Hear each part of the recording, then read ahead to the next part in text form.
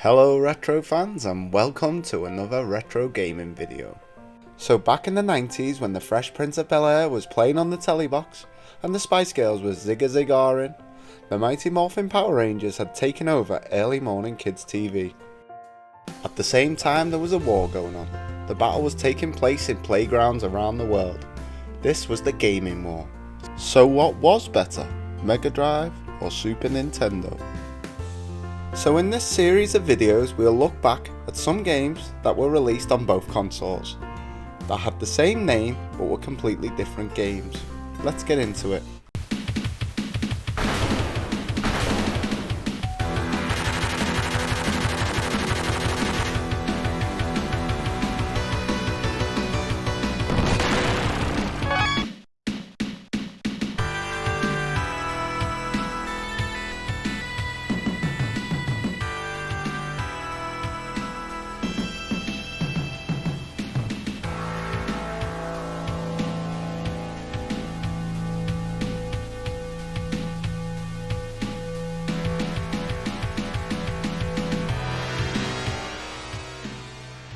Developed by Sims and published by Banpresto, released in July of 1995 in North America and then December in 1995 in Europe, the Mega Drive version takes place over 6 stages and you get 6 Power Rangers to choose from. When you have picked your chosen ranger, you start the stage already morphed, and this is how the rest of the game is played until you can take control of your Megazord. In the first 2 stages you seem to only fight the Oozmen, and in later stages this changes to the Putty Men. For the boss levels you get to choose from 2 Megazords, and are treated to this amazing transforming cutscene.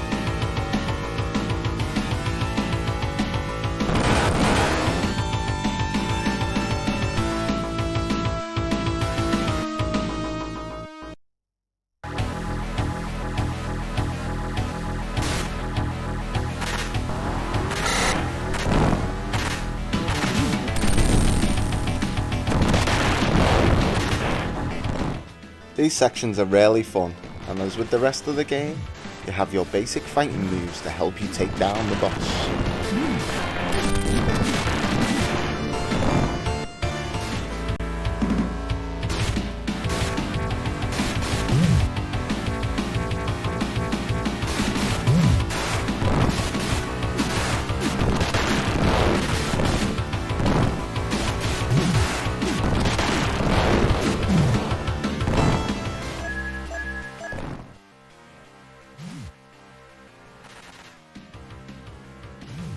Overall, I think this game is really fun, and even though the amount of moves your Power Ranger has is limited, and you're permanently morphed in your Mighty Morphin Power Ranger suit, you'll have no problem completing this game in one sitting.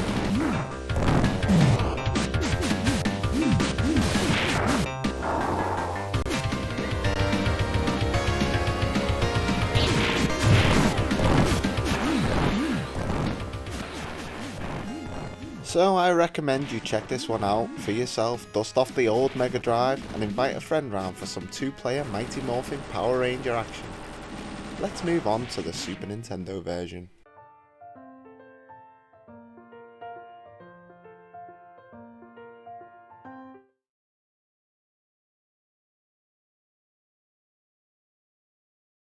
Developed by Natsumi and published by Bandai, Mighty Morphin Power Rangers the movie for the Super Nintendo was released in June of 1995. As with the Mega Drive version, the Super Nintendo version gives you 6 Rangers to pick from.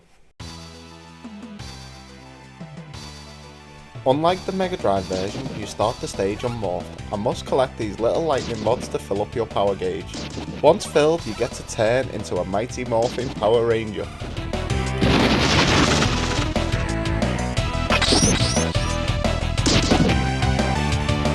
This gives you the benefit of refilling your health bar, and in my opinion is best saved for when you're low on health. If you manage to fill your gauge again, you get the use of the power weapon as your normal attack.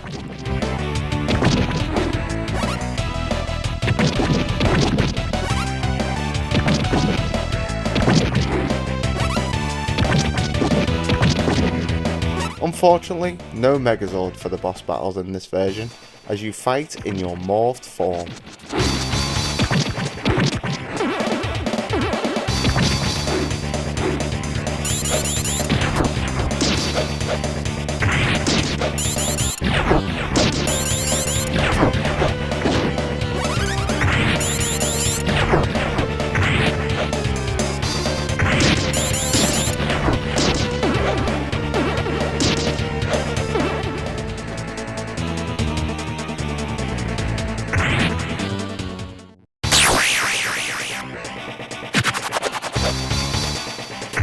The bosses are kinda fun even without the Megazords. As with the other levels, you switch between the two planes to get your hits in and kick some bad guy booty.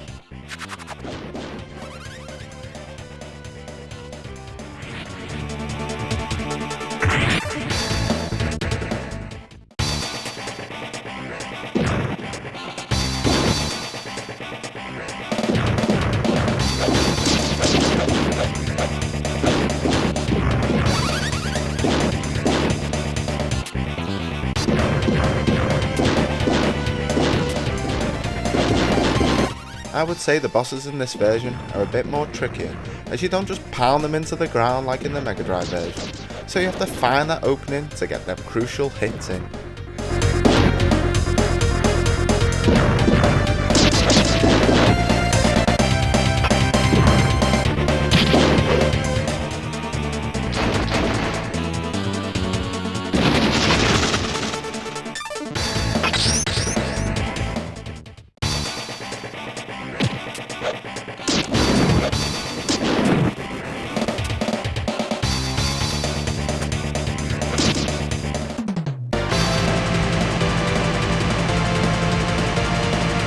The Super Nintendo version does have a lot of variation in its levels, taking place on a boat, on a train, in burning buildings, and even snowboarding down the side of a mountain, even if it is on your mother's ironing board.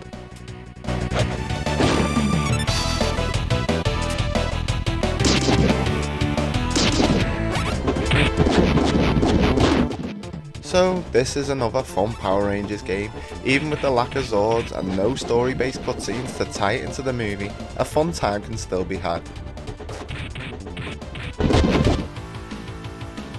So we come to the end. That's two games with the same name. Overall, both were fun, but which in my opinion is better? I feel like the MegaDrive wins it this time, with the freedom of movement and a story to tie it in with the movie. It just felt more like a Power Rangers game than a game with Power Rangers in it.